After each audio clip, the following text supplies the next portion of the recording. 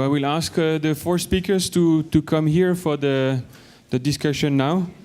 I hope you had time to put your notes. We will have now some minutes to discuss the different points we saw now. The break is not yet now. We will have time to ask some questions. Siska was covering the effect of Fusarium mycotoxin on the gut integrity. Then Professor Weinmann was covering the effect of probiotic on lameness. And then Raj was talking about the subclinical challenges in the gut. And finally, Elizabeth was showing us this index. So now we have time for questions. So we will address any of the four speakers. So this is open. One here, Martin, it's coming behind you. Hi, my question. Yeah, it's working. It's working. My question is about the model on lameness. I was surprised to see that the Enterococcus challenge didn't give any effect, although these days we see a lot more Enterococcus problems than we would see Staphylococcus problems. Is there any idea you have around this? Why would you think in your model, in this model specifically, your Enterococcus was not giving the results that you probably hoped for because you tried right. In your model? Is it because the entry route would be different than from Staphylococcus? No, I think it's because, and I didn't explain that experiment perfectly, so I apologize for that. Basically, we took 24 clinically lame birds from a lameness outbreak and isolated Staphylococcus and Enterococcus from those lesions and from the blood. And then there were multiple staphylococcal species and multiple enterococcal species, so we had to choose one of each. And basically, those were cultured up and delivered one day only in the drinking water, which is amazing because that happened on day 7. For one day, they drank as much of that as they could, and then again on day 14. And then nothing happened until about day 42, and then they began going lame. So somewhere in the body, those bacteria had translocated across the intestinal tract from the drinking water and then infected the bones when you got enough weight on the bone on the bird to create that microfracturing. So the likelihood is that we got the right staphylococcal species and probably not the right enterococcus species. Okay? Good. I didn't see many people sleeping, so I assume that you were interested. Todd. Thank you. A question for Siska. Thank you for a wonderful presentation. I'd like to follow up a little bit because I was reading one of your group's recent papers. I thought it was very eloquent research. And in one of those papers, you talked about the virulence of Clostridium, not necessarily being activated by DON itself, but more from amino acid content. Could you talk a little bit more about that? Well, actually, when doing such research, we first start with in vitro, testing what is the effect of the toxins on the bacterium itself. So on the bacterium itself, Clostridium, we didn't see any impact. Not on the growth, not on the expression of its own virulence factors. So it must come from others. It's not on the pathogen, but on the host. And that's why we looked to the intestinal content of proteins or amino acids. Even in the blood, we saw a lower content of several amino acids in the blood. So it must kind of be a leaky gut there. And of course, Clostridium takes advantage of this higher protein content for its growth and overgrowth eventually then. Okay. Q, was it what you expect? One there? Not directed at anybody in particular, but when supplying probiotics for the benefits that we talked about, what do you think is the minimum colony forming units that you need to supply? Okay, in our case, to get the response you saw in a very rigorous challenge model on that wire flooring, which was equivalent to what we saw with Enterococcus, we just used the recommendations, the recommended typical dose of the two companies or the products that worked. And we started that at day 1 and continued it completely through day 56. And that did not work if we started it at day 28. So you have to start early and keep going. Just want to add one more point on what Bob said. It depends on the strains, and it depends on number of strains.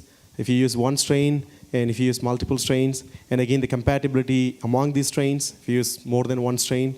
So all of these matter to arrive at a appropriate colony count to be fed to the animal. Good. I thought Gino had a question. Yeah.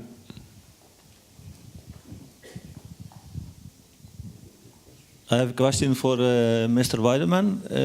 What is your opinion about the influence of the broiler breeders on the BCO problem in day old chicks?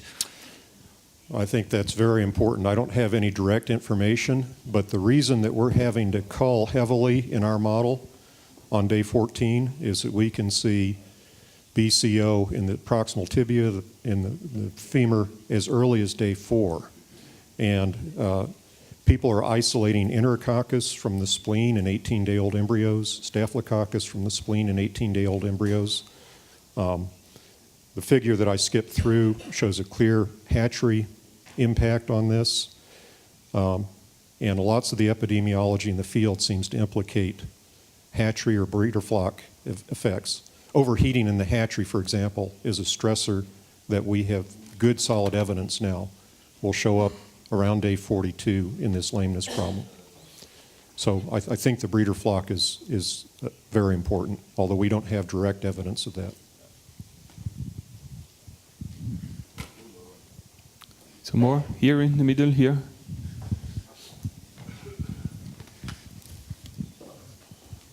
Merci. Je voudrais savoir si, I will translate.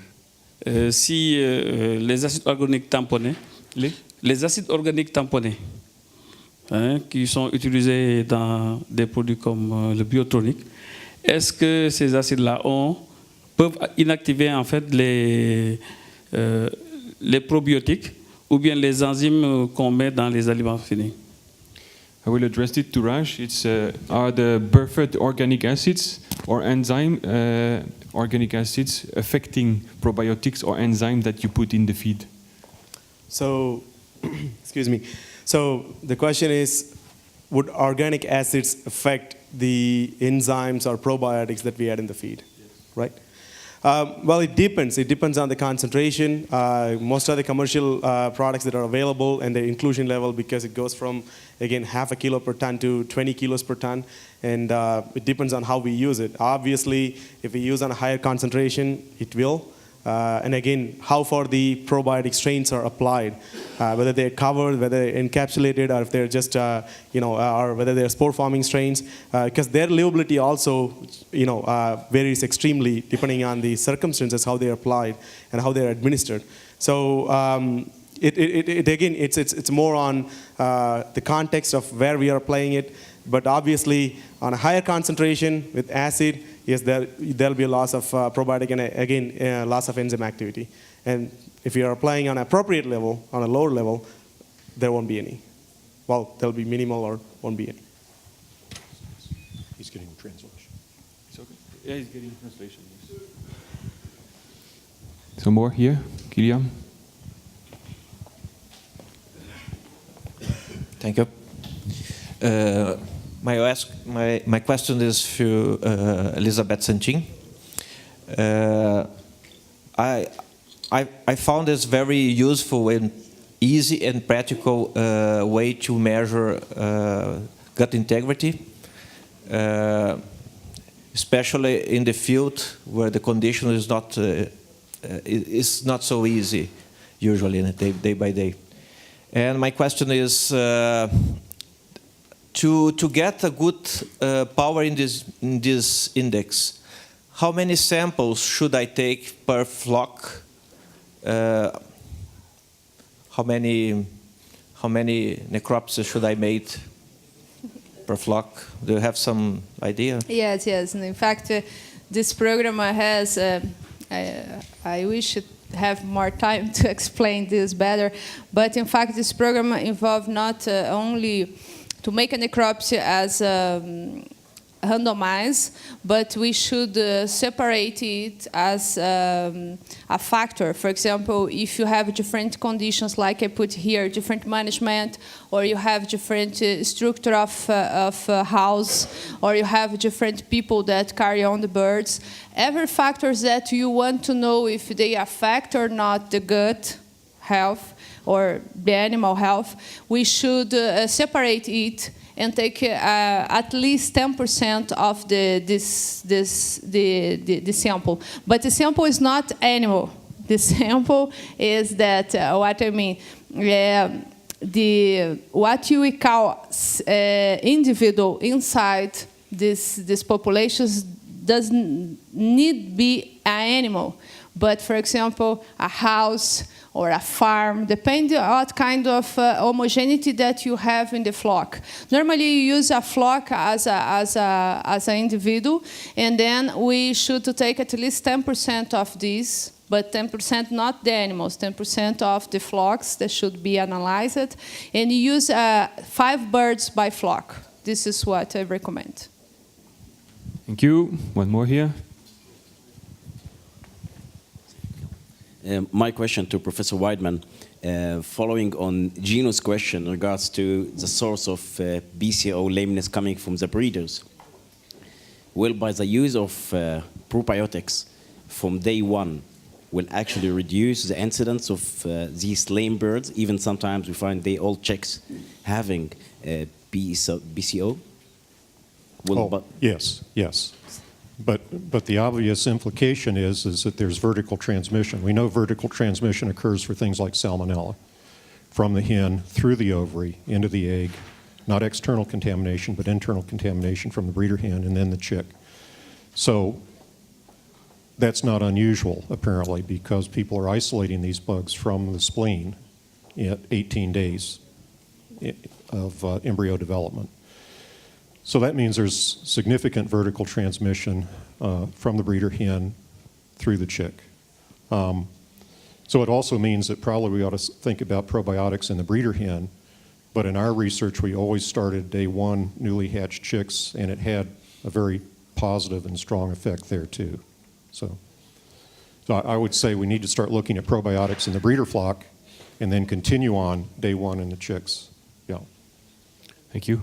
I would like to ask a question to Siska Krubels. You showed a challenge with Clostridium and Don. What about other bacterial pathogens? Yes, indeed, I showed one example of an interaction between an infectious disease. We did similar work with Don and also with T2 toxin in pigs, but then in interaction with Salmonella typhimurium. There we indeed did not see any effect on the bacterium itself, but again on the host. Our plan now is to develop an oral E. coli model in chickens. So there are models available, but most of them are respiratory models. We now want to see in the gut with an oral model if there's also an enhancement of the translocation for E. coli. That's the plan. Interesting, thank you. Thanks. There was one here. For Professor Weidman, please. Can you discuss pros and cons of using antibiotics, for example, enrofloxacin, in dealing with lameness? So that's been the method of choice for treatment for many years.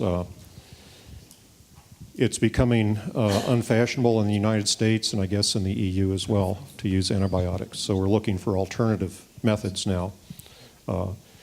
We have whole broiler complexes going antibiotic-free within the next 9 months or so in the United States. And so these bacterial challenges are going to become important. We used enrofloxacin. That's no longer authorized for use in the United States, but it's very effective treatment. I'll just add one thing. In some countries where they suffer from respiratory mycoplasma challenges, they know if they get a strong challenge, particularly in older birds, day 35 or day 42, the clock starts ticking, and 5 to 10 days later, they will see BCO lameness. So the concept is you've broken the epithelial barrier of the respiratory tract, the bird inhales bacteria, circulates to the bone, and you get BCO. That's the respiratory route. They sit on that knowing they've had a strong respiratory challenge. They sit on that with antibiotics, and when the first birds start going lame, they hit them. Chlorotetracycline or something like that, and it puts an end to it almost immediately. Kostas? It's okay? Okay, good. We have time for one or two more, so feel free. I know it was quite technical, but also very new things from 2014, you could see. Yep, Luca. I have a question for Professor Weidman. How much BCO lameness can affect turkeys? And if you are trying this model also in those birds? So we haven't tried turkeys. There's a problem called turkey osteomyelitis complex, which is basically E. coli challenge through the respiratory route. But we've gotten into lame turkeys just on a necropsy basis, and we see all of the lesions of the proximal tibia and some of the lesions of the flexible vertebrae in turkeys that look just exactly like what you would see in broilers.